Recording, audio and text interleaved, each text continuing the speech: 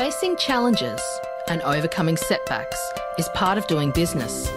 Whether you have the expertise to survive them or not could mean the difference between success or failure. Welcome to We Are Women, featuring revealing conversations that provide invaluable insights into the success secrets of female masterminds. A must listen for every entrepreneurial woman. Now here's your host, Janine Vosper.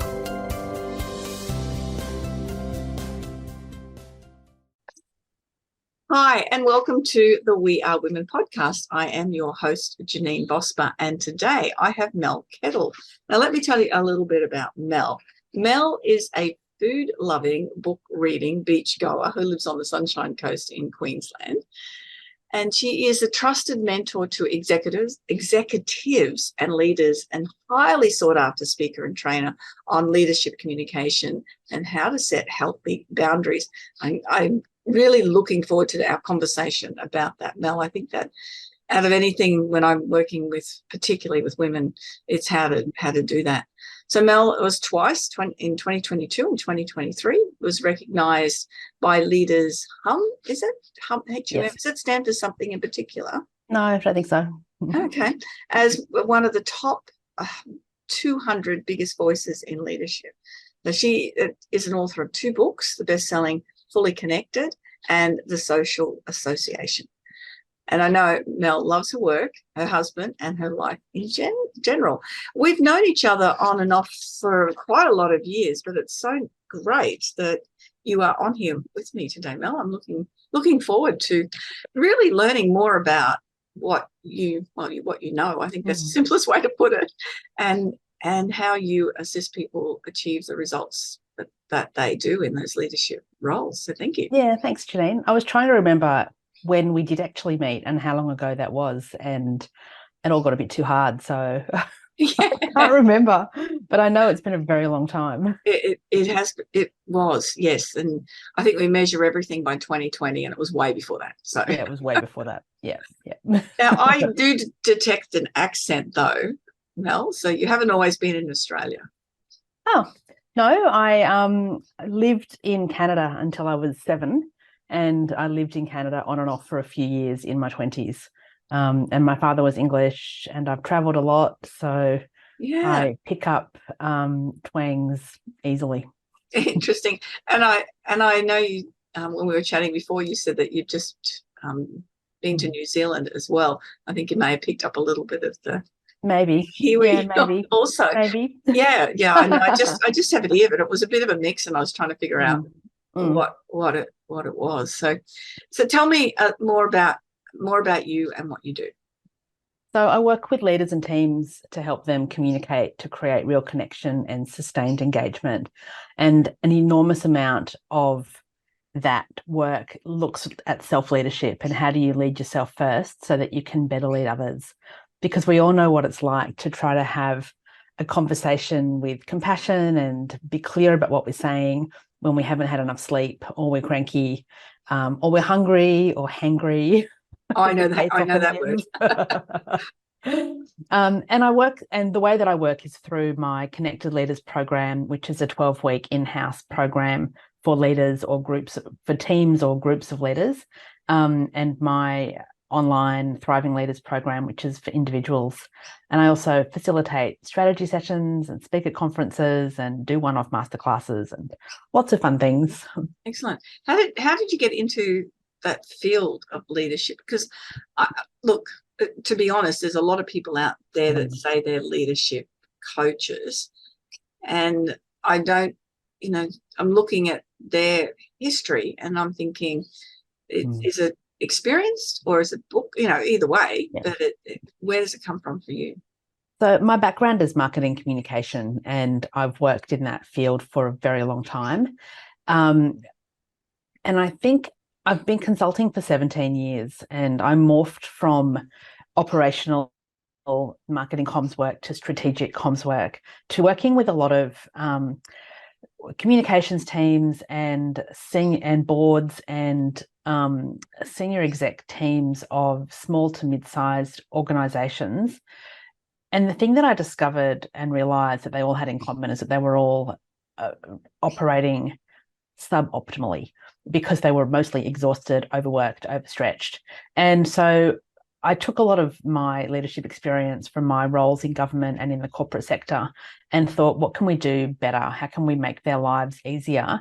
And it's not so much what can the organisation do to make their lives easier, but what can they do themselves to start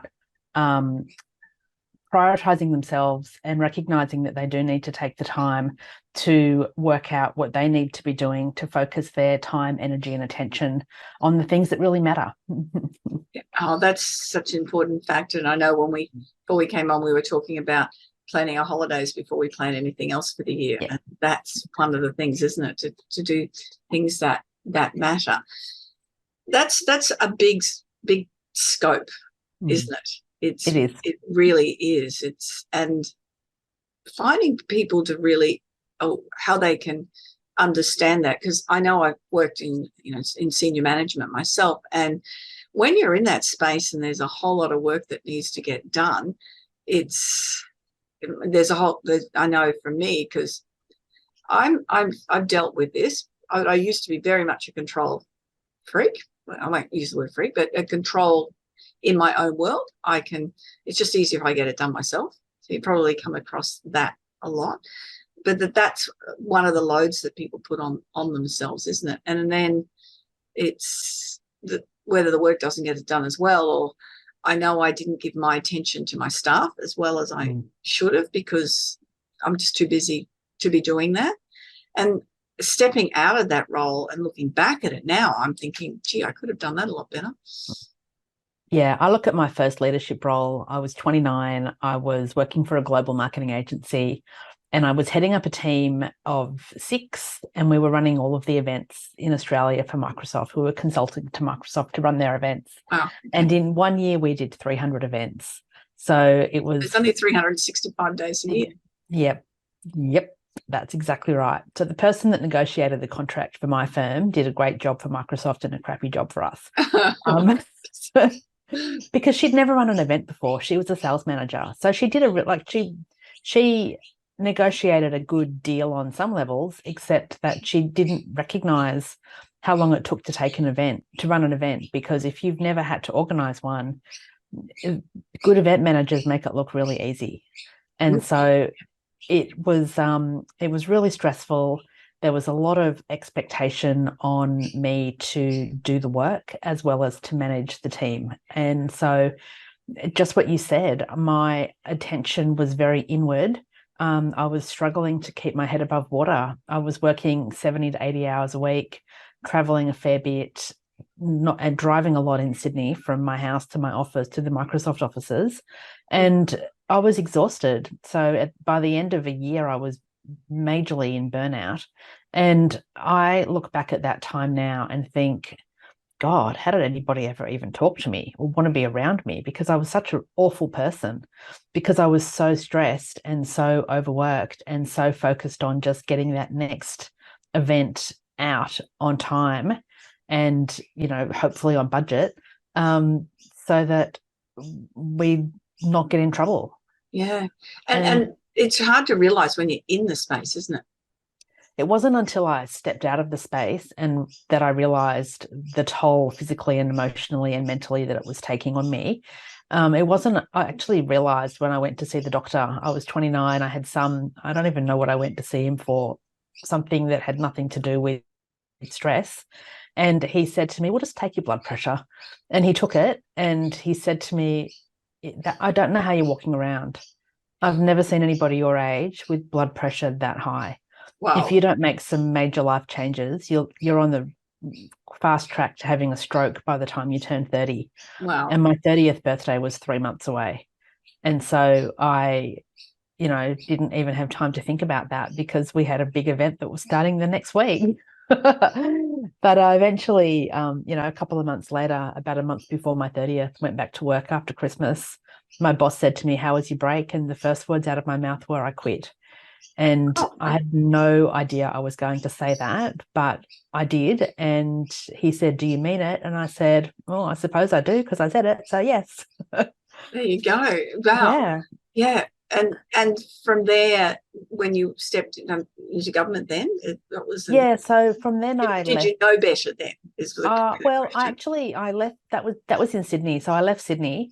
Probably about 3 or 4 days after resigning, I realised that not only did I not love my job, there wasn't very much about my life in Sydney that I loved. I didn't really have a good circle of friends because I worked all the time, so it was hard to meet people. I was I was paying so much money on just living, and even in the late 90s, Sydney was expensive, and I wasn't earning a huge amount because you don't when you organise events. And so I decided that I had to leave Sydney, and I looked around and thought, where will I go? I thought about going back to Canada, but I didn't want to do that. I thought about moving to back to Canberra, where I'd gone to uni. I thought about going to Melbourne, to Adelaide, and I eventually settled on Brisbane. So March 2000, I packed up my car and moved to sunny Queensland, and I've never looked back. It was the best thing I ever did. Yeah, it's a very different. Yeah. We complain about our traffic here, and we complain about that, but Please. nothing. Not at Although all. now I live in Caloundra, I do complain about Brisbane traffic. Yeah. I get that. We were up in the van, Caloundra at Golden Beach the other day. Oh, nice. Weekends ago. Nice. Beautiful spot. Yeah, it's a very nice lifestyle. So you've created a lifestyle for yourself. Yeah, we have. And one of the things, and you mentioned, did I go to the public sector? My first job when I got to Brisbane was marketing manager of the Brisbane Festival, which was one of the best jobs I've ever had, if not the best job I've ever had. That was a contract for 9 months to see out the festival. And then I got a job in government. And people say to me, why on earth are you going to work for the Queensland government? And my immediate response was, because I'd like a job with flexi time. I don't want to work 80 hours a week anymore. I would like to be able to have a day off and get paid for it every now and then. And I would like something that's a bit cruisier than what I was doing. And I had some amazing jobs when I was in government. None of them were particularly cruisy or easy. Yeah. But I did I definitely never got back to that 80 hours a week. Yeah. Not even when I left as a senior exec. And then you do the smart thing about stepping your own business, where the lowest paid people in Australia are people that own their own businesses and work the longest hours. But it's but I started my business. I started my business because I wanted to choose the work I did with the people I did and have more flexibility and have more than 4 weeks holidays a year. So, most weeks I have 8 to 12 weeks holiday. I'm absolutely with you. And as before we came on, I mentioned that I'd already planned out all my holiday breaks for next year and booked an overseas trip and booked the trips around Australia. And because that is such an important thing. And it sounds like the holidays for you are very high on your value system as well. Oh, they are. They are. Holidays aren't necessarily high on everyone's value system, but finding what is and how to have that time, might be just 100% with family or whatever that looks like. That's the priority, isn't it? Recognizing what's important. Exactly. And you asked about some of the work I do. A lot of the work I do is around helping people identify what their core values and their priorities are and what do they need to do. How do they need to make changes, or do they need to make changes? Do they need to put healthy boundaries in place to make sure that they actually get time to do the things that are the priorities, whether it's, spending time with their kids or their partner or their friends or looking after their health or, having financial security, whatever it might be. What is it that you need to be doing in order to ensure that those values are met and your priorities are focused on? Yeah.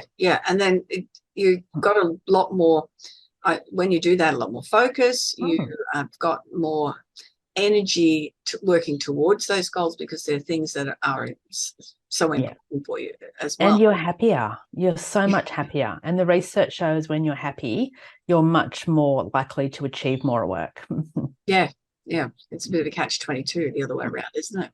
Which we don't notice when we're in that. I know my husband had a really stressful job he did not like and ended up having a heart attack with it. But he's fine. But he never recognized there was a correlation between stress and health. Just did not believe that at all. But he would go on holidays, we would go on holidays, and he would take a week to decompress.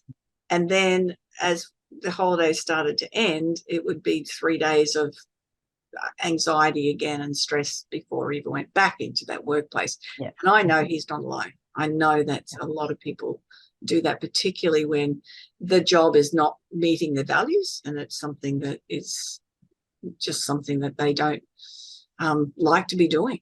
One of my signals is about stress at work is when I have 3 sleepless nights because of worrying about a client or a piece of work I'm doing, or when I was an employee worrying about my job. And you can, 1 sleepless night every now and then because of worry, that's par for the course as far as I'm concerned, especially if you care about the work you do. 2 sleepless nights in a row, that's a bit of a red flag. 3, for me, that's the sign of that something's fundamentally wrong. And if I can't address it and change it, then it's time to go somewhere else. Yeah. And that's good measure. Yeah, everyone has their own. Like in the book, I talk about feathers, bricks, and trucks, and they're feathers for me. And everyone has their own feathers that are those little tickly gut spidey sensors on the back of your neck, warning signs that are telling you some things are not quite right. It's when you don't listen to it that you are more likely to get the brick in the truck that can lay you flat for a while. And your husband, it sounds like he had plenty of feathers and probably a few bricks. And then the truck was the heart attack. Yeah, absolutely. And it was, a huge wake-up call. And that led to, because he was with government for 30, 40 years or something, so he had 12 months off fully paid afterwards, and realised the difference in him. It took him months, though, just to... Yeah. And I'm using the word decompress again, because they're basically what it was when you're under that heightened stress levels all the time. So, and yes, that I love that feathers, brick, and bus. And a friend of mine was having other issues and trying to help, but and if it's unsolicited, it's often not adhered to or listened. But eventually, he literally had a truck. Yeah, and you need to, it's really easy to see where other people might need support, and it's really easy to see yourself with the clarity of hindsight. But at the end of the day, if you as an individual don't want to change your situation, then nothing else is going to make you until you come to that realization yourself. And it was the same with my husband. He was a management accountant and a project accountant, and worked for some organizations that wanted him to do really dodgy things with their money. And probably his 2 highest values are, he's got a very high ethics system, but he's also a people pleaser. And so they clashed a lot. And the ethics won out over the people pleasing, thank God, because otherwise, he could be in prison right now. But he eventually decided that he didn't want to be an accountant anymore. And he took a break and worked at Coles delivering groceries for 6 months, and then got another job as a CFO of a mid-sized firm, of a mid-sized business in Brisbane, and did that for about 9 months, and then just went, you know what? No, it's not what I want. And he went back to Coles, and he's now been working at Coles for about 5 or 6 years, and he loves it. He's really happy.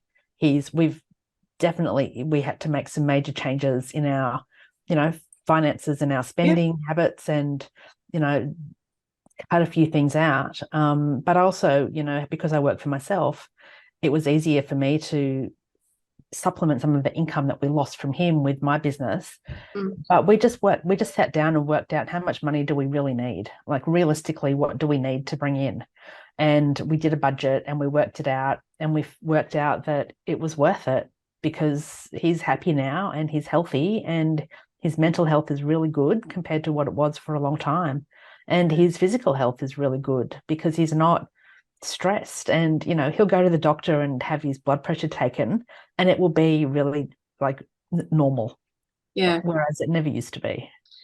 And look, both of those stories of our men are very good examples of what can be happening in people in those leadership roles. I'm glad he's all, healthy and well, and again, doing something that is you just enjoy doing is a big point, isn't it? Oh. Look, and you get to a stage in your life where you can have really pushed through a whole lot of things, but you get to a stage just go, and again, I don't need a new phone every 2 years. I don't need, that furniture or the clothes. You just figuring out what makes you, again, what's those values and what's important to you, and you can't get your health back. That's one of my biggest things, is you cannot get your health back. Exactly. And what's that expression? Health is wealth. Yeah. It really, really is. And we've had friends who've died way too young. All of our parents died. 3 of our 4 parents died way too young through very freaky, unexpected things. And ironically, when we met and we were having the parent conversation, the parent that we thought would die first, because he's the one that had heart bypass surgery at the age of 55 and again at 70, he lived the longest of all of them by 10 years at least. Wow. Yeah. And again, I know my dad was the one that my kids used to call, well, his grandchildren used to call him the freak of nature, because he treated himself so badly, and he was the one that lived the longest. Yes, go figure. It's but you don't know. One of the reasons I reckon Gordon lived as long as he did is because he, Sean's mum died a long time ago, and he remarried when he was 75, and they had 7 very happy years together before he died of a heart attack. Yeah. But he was happy. Yeah. And I think if he hadn't remarried, I highly doubt he would have lived that many more years. Yeah. He was genuinely happy, and you could just see his joy radiating out of him when you spoke to him and saw him. That's lovely. Yeah. And there's so much to say for that. Yeah. It does make a difference. And I know we're getting off track here, but I have to make a comment. I read a book many years ago called Dead Doctors Don't Lie. And they did a research on 1,000 centenarians in the US, and found out the 2 things that they had in common. And one was they ate meat every day. That was one thing, in all different areas. The second thing was the purpose, having a purpose. Yeah. I'm watching the show on Netflix, what's it called? I've forgotten what it's called. Not the Blue Zones. The blue one, the Blue Zone one. Yes, thank you. I started watching that as well. And I've only seen one episode, but I've been reading about it, and it's so interesting because they all have similarities. And the thing that has kept all of them alive as long is the social connection. Yes. And the conversations they have, and the purpose that this social connection gives them every day. And there's so much we can learn from that, particularly for those of us who just spend so much time glued to a screen or staring at our phone in isolation, and texting people rather than picking up the phone and having a conversation. And the more we can bring real connection back into our lives, then the better off we'll be in the short term and in the long term.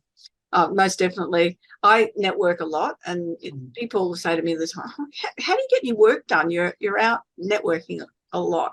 And there's a few reasons for that. One, that's where my clients are, or prospective clients, and that is face-to-face. I find I have a lot more success in having conversations, exactly what you're saying, with people than putting anything on social media marketing or sitting behind a screen. But the other part of it is I'm an extrovert and I'm outgoing. And for me to turn up into at least 2, at minimum of 2 networking events a week, 4 or 5 is 5's getting a bit many, but I've got to be out there with people. It feeds my soul. I know I have to do it, and so I make sure that I do it. And that's part of anything in the leadership role, isn't it? Finding what feeds your soul. Yeah, exactly. That's exactly it. Yeah. And I feel that sometimes we forget to take the time to do the things that feed our soul, particularly when we have big jobs, big commitments, big responsibilities. And particularly, for those of us who are Gen X women in particular, we've got children, we've got parents we're looking after quite often, in-laws we often have to have responsibilities for. And so how do we find time for ourselves? The only way you can do that is by making the time for yourself. And that middle generation, I know I've moved through that now. And it's funny when you get to 60-something and you think, oh, I'm an orphan. It's quite a different space when you realize you miss your parents, but you don't miss the responsibility of that part of it. And yes, it is difficult, because usually, as you said, Gen X are the ones that busy lifestyles with children, but also the commitment and responsibility with the other generations. So, and we've got to turn up and be a top executive at work and be committed or demonstrate our commitment, especially if they're in a role that's, you know, one of the professional roles where it's very different from men in those workplaces. That's quite a traditional male space. Yeah. But the women have got to prove a lot more, haven't they? And then let's add menopause and perimenopause into the mix as well, just for fun. I'm not in a bad mood, really. I know. I was really cranky last night, and I said to Sean, you know, it's not hormones, you know, it's you, because I've been postmenopausal for a few years now. And he's like, God damn it, I can't blame your hormones anymore when you yell at me. Yes, if you haven't been there yet, wait for it. But part of, you know, all of that, when you've got all of these loads on top of you, and you mentioned the word earlier, and it's something that I mentioned in the intro, is boundaries, isn't it? Yeah. How do we set boundaries? Yeah. Setting boundaries, the first thing you need to figure out is, what are your priorities? What do you want to be doing? How do you want to feel? What do you want to do? How do you want to spend your time? And forget about what you want other people to think of you, but what do you want to think of yourself? And then once you've worked out what your core priorities are, then work out what does that look like for you? So one of my core priorities for the last few years has been sleep, getting enough sleep. And it was probably about 4 years ago where I realized that 5 to 6 hours of sleep a night wasn't going to cut it. And if I wanted to feel better generally and, you know, in every way, then I needed to be getting 7 to 8 hours sleep a night, which meant I couldn't go to bed at midnight and get up at 6. I had to be going to bed quite a bit earlier, and recognizing that hours in bed don't always, or usually don't, equate to hours actually asleep. And that quality of sleep is very different to quantity of sleep. So I bought an Oura ring, and I just started focusing on, what do I need to do to get to bed earlier? What time do I need to have dinner? How many nights a week can I be going out? How many, you know, how much alcohol should I be drinking at night? What's the impact of that? And I did lots of little experiments, and I made lots of changes, and it was really hard. But because I was really keen to create better sleep habits, I set a lot of boundaries, and I put boundaries around things like when I would be using technology, like watching Netflix or doing emails or on my computer at work. And even things like now, I get a lot of requests to record podcasts at night. And 99% of the time I say no. If it's after 7 o'clock, after a 7 o'clock finish, there's just no way, because then I'll be eating dinner too late, which will impact on my sleep. And so, and I also put boundaries around how many nights a week would I go out? How many mornings a week would I do breakfasts or have to get up early? I'm not a morning person. So in winter, in summer, I do more morning things because living in Queensland, it's bright light at 4:30. I think I've been. And the birds are awake. It's not just the light. Yeah, it's all the birds, isn't it? And we sleep with our bedroom door. We've got a crim safe door in our bedroom, so we keep that open all night to get the breezes. And so so the sun comes streaming in, and the birds start chirping. And I think I've been wide awake at 5 o'clock every morning for the last couple of weeks. Yeah. And that's not going to change until about March. So, no.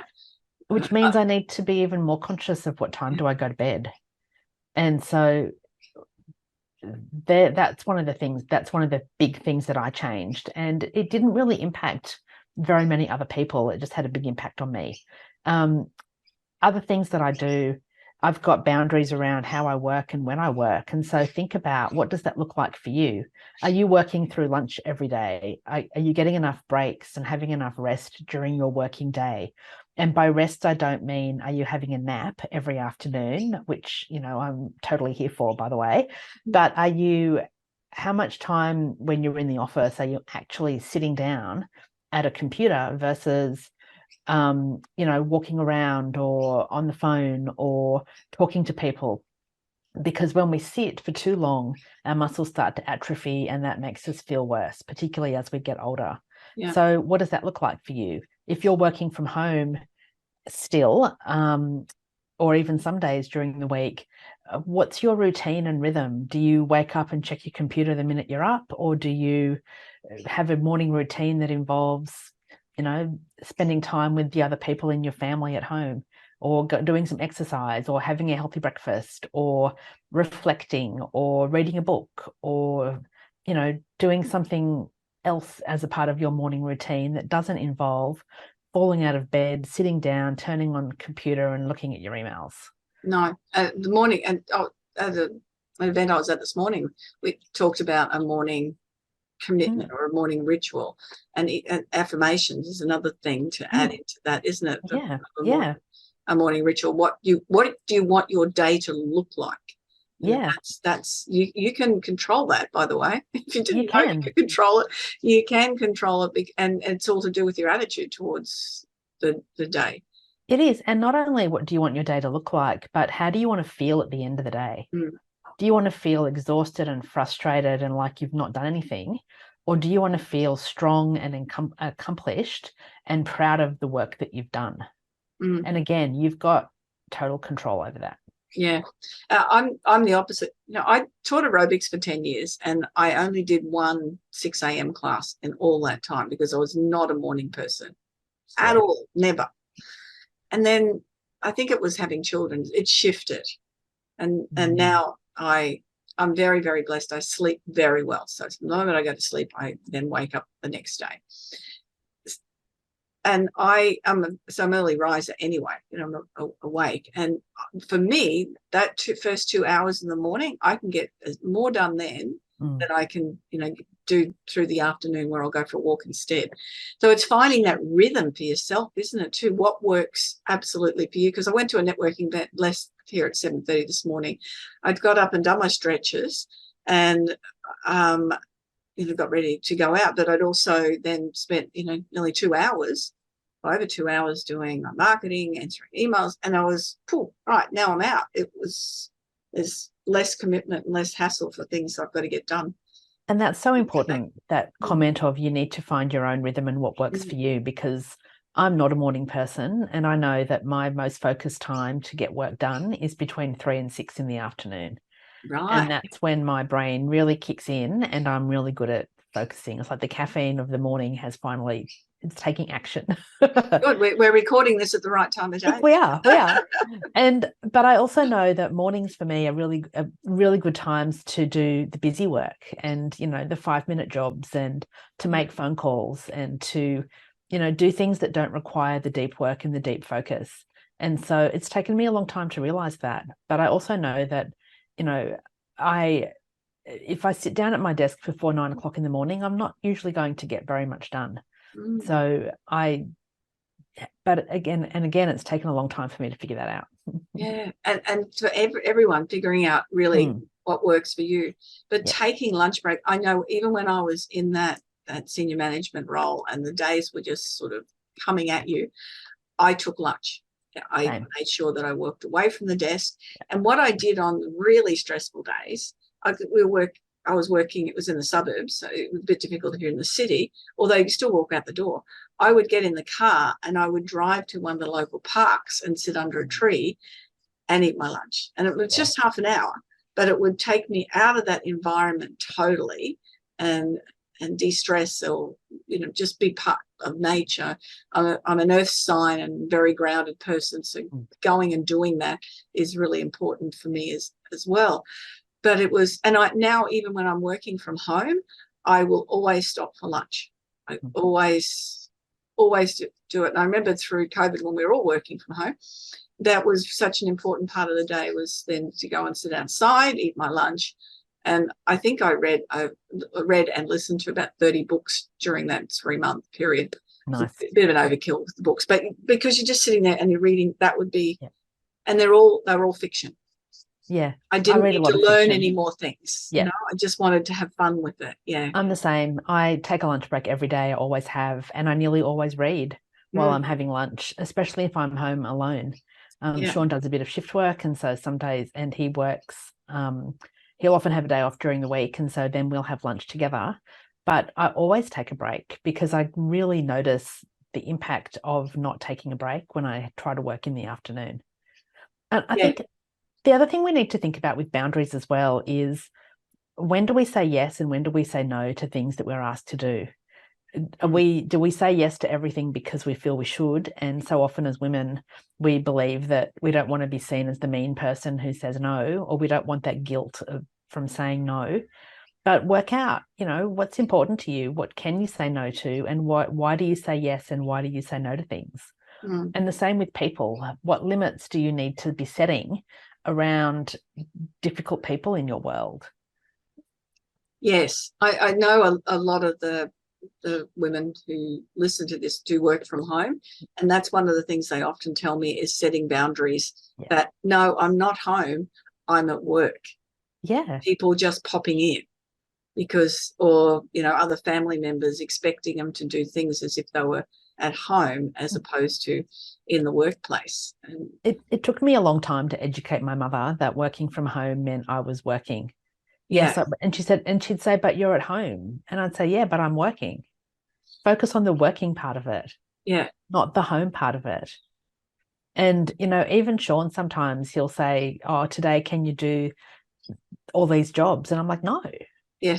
I might be able to take the washing outside if, I think about it, but that's not my priority for the day. My priority is my job, Yes. not doing housework. So how do you communicate all of that if you're, well, at home and your mother and your husband, or if you're in the workplace and there's expectations from management or colleagues or from staff? With my mother, I just stopped answering the phone when she rang during the day, Yeah. and that got around that. Avoidance. Okay. But Avoidance. I beg your pardon? Avoidance. Yeah. But that was but we also had some long conversations about it. And I just said, look, I'm not available. Pretend I'm in an office, which I am in an office. It's just in my house. Yeah. And with Sean, he just tries it on. And I just say, no, forget it. I'm not doing it. Or he'll come home and he'll say, have you done whatever? And I'm like, well, no, I haven't, because I didn't even think to, because it's not on my radar. And I did work out of a co-working space for a while. And so I couldn't do any of those jobs around the house. And that was fantastic. But I think when you're an employee, it's much more difficult. It can be much more difficult to set boundaries and limits in the workplace, particularly if you don't have the confidence to stand up for yourself or you don't have the skills to speak assertively and to communicate assertively. But I think when it comes to setting boundaries, the key part of having them honoured by other people is that you need to be communicating them with clarity and with compassion and with consistency. And there's no point in setting a boundary if you don't tell anybody what it is. So one of the things that I'm pretty strict about is I don't have meetings before 10 o'clock in the morning, and I don't usually answer my phone before 9:30. In fact, my phone goes into do not disturb mode at 9 o'clock at night, every night, and it doesn't come out of it until 8 o'clock the next morning. And sometimes I'll, manually adjust it, but it also, and it's on silent most of the time. Okay. Because if I'm answering the phone, it needs to be at a time that works for me. And I tell my clients that all the time. As soon as I get a new client, we have a conversation around what are our communication preferences. And one of the things I always say is, please don't leave me a voicemail because I don't listen to them. Send me a text and I can respond to that really quickly. Even if I'm in a meeting, I can quickly respond to a text, but I can't return a phone call or listen to a voicemail if I'm in another meeting. And I also say I'd very rarely answer the phone before 9:30. When daylight savings is happening in the rest of the country, then I'm a bit more flexible with that because I have clients, around the country. But they all know that. And to the point of my clients will leave me messages and say, oh, sorry, I missed you. I'll call you tomorrow after 9:30. And they all know. Yeah. And they all know why as well. And because I say to them, I have a morning routine that takes a couple of hours. I don't get up usually before 7:30. And that morning routine usually looks like going to the beach, having a walk, having a coffee, maybe having a swim. Yeah. And I don't get home before 9 o'clock. So, and you can call me and I can try and have a conversation with you, but it will be noisy and I won't be focused on you. Yeah. So No, let's make it a time that works better. and that's the important factor, isn't it? What boundaries do you want to set? I remember I was listening to one manager, and he had a toy or something at the door. And if the toy was at the door, then anyone could come in. It was an open door policy. But if the toy wasn't at the door, then it meant that he was not to be disturbed, or something to that effect. And it worked really well for him to do that. Everyone started to learn that they'd be walking past and go, oh no, and they detour and come back when the toy was there. Near American writer Nir Eyal, he wrote a book called Indistractable, and he talks about how do you get focused work done and avoid distractions. And he said if you're working in an office environment, then you need to have some kind of a cue to let people know that please don't interrupt me because I'm doing deep focused work. And if you buy the hard copy of his book, it has this it has a cardboard crown at the end of it that you can cut out and put on your head as the symbol that you're working and don't disturb you. Right. But, there's other ways you could do that. You could put a sign on the back of your chair. You could wear a red shirt. You could, if you're in an office with a door, then you can close it or put a sign on the door. My staff used to do post-it notes on my door with emoticons, a smiley face, a cranky face, and an ambivalent face. And if it had the cranky face, then they all knew don't come in. Oh, that's good. Here, the only one that would disturb me is my husband. He's retired, but he's not really retired, so he's rarely here. And I just close my door. And now, he's aware that it's although he does really naughty things when I'm doing recordings and that. I've got two windows in my room, one to my side and one in front of me, and he'll stand at the window and pull faces while I'm trying to be sensible. Oh, that's so on a good. Zoom call or a coaching call, and I usually dob him in. Sean's known for walking in when I'm on a Zoom and giving me a kiss if he's walking in the door or walking out of the door, if he's like coming or going from the house. And he loves the attention that it gets. Yeah. And so I have to say to him, like for this call, because he's just come home, I texted him and said, don't interrupt me. It's being I'll recorded. come up when I'm ready. Oh, that's cool. One of the things I wanted to ask is, so we're talking about it. What actually stops people from setting those boundaries? Oh, so many things. Lack of confidence, not wanting to feel like, the guilt from saying no or setting limits, not knowing how to have hard conversations that sometimes ensue when you do set boundaries for the first time. And I also think that a lot of people don't even know that they're a thing. A lot of people don't even realize that they've got control over their lives and that they can set healthy boundaries, because they either haven't grown up in an environment with people role modeling that behavior, or they have just so used to the status quo and they're so exhausted and overwhelmed and overworked that it's just too hard. You find men can set boundaries easier than women? Yeah. I'm just thinking, I have two grown sons, they're adult males, and they just really do what they want. They've got huge responsibilities in their workplaces, but they're much better at no, I've set that time for that. And I know when I had reps working for me, they would ask for the things they wanted. It was really different space. One of the things that I say to a lot of particularly younger women I mentor is, when you're starting a new job, start that job with the behaviors that you would like to continue. So in your first week of a job, ask for what you want. Take a lunch break. Start on time, finish on time. Don't do unpaid overtime. Make sure if you're a people pleaser and if you're wanting to make a big impression, put a social activity on after work every single night in that first week. So you have to leave at the time that you should be leaving. Yeah. And then people will see that that's how you behave and they won't question it. And that's interesting. And I used to actually have something on every single night when I was in that role anyway. It was always but I always left on time or near time. But because I'm a morning person, I turn up work early. And I spoke to a friend about this today who is a real people pleaser. and I rang her at 7:30 on my way out, and she was already at work. And I said, "Oh, you're there early?" And she said, "Oh, I get here at 6:30." And I meant, and she does ask for advice, so I meant her a fair bit with setting boundaries. And she said, "No, this is for me, because I personally need to know I finished the job well." And I've gone, okay, that's a very different space then for her, because it's that self, she'd be judging herself, and if she hadn't finished the job that needed to be finished. So it wasn't necessarily for them, it was for her. So there was a bit of a different sort of ownership in that, and a very different sense and feeling to it for her. Yeah, there is, but that sounds to me like there's a bit of perfectionism in there as well. Gosh, yes.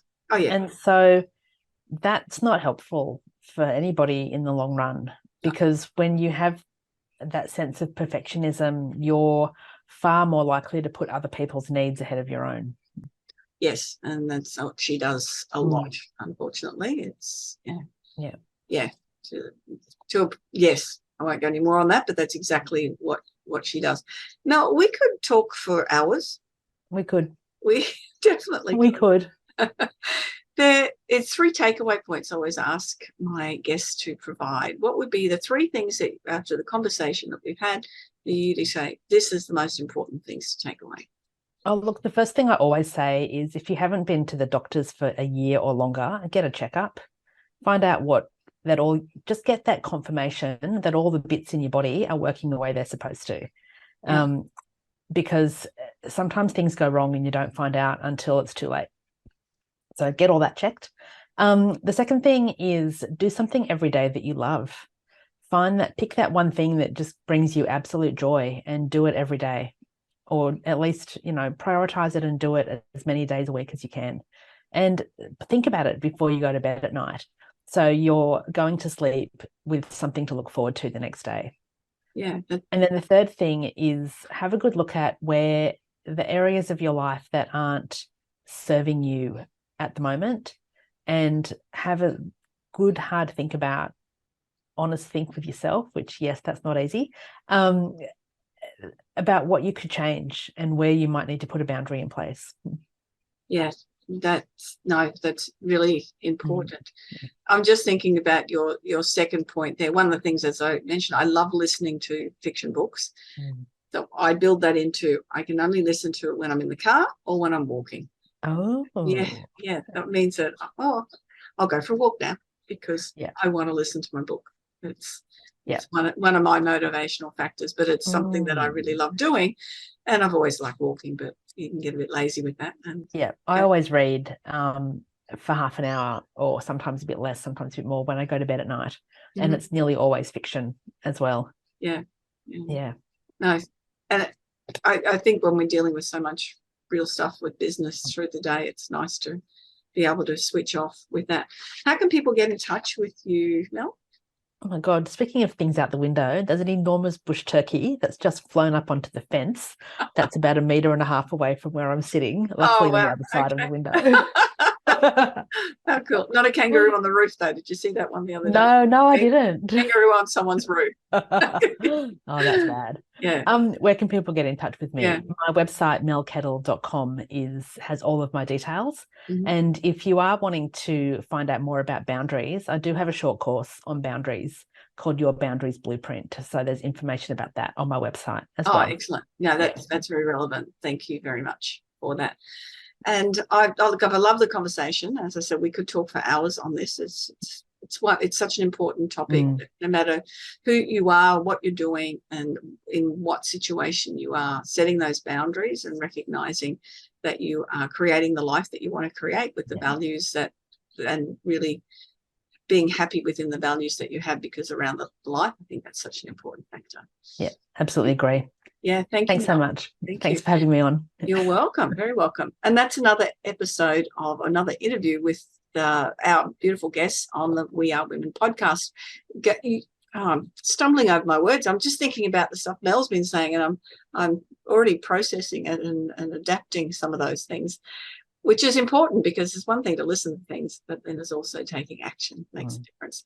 Remember, you can book a free strategy call for JanineBosper.com. Share anything that you've learned and share the podcast with everyone that you think will find value from it. And I look forward to you being with us next time as I talk to somebody else that's going to offer some amazing stories. I think the stories have more impact as well, but the advice, and for those that have been listening for the last 150 something episodes, you know what I'm talking about, and not rambling long like I am now. Have a great day or week or month or wherever you are in the world. Bye-bye for now.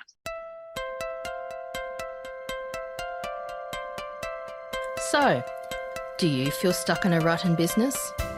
Visit speechperfect.com.au and download Janine's free ebook to avoid the 5 most common stumbling blocks women face in business. It's jam-packed full of tips to overcome the barriers that could be holding you back from the success that you dream your business will be. We would love you to leave a review of today's episode and share this podcast with other women in need of entrepreneurial inspiration. Subscribe to the next episode now and join the We Are Women community.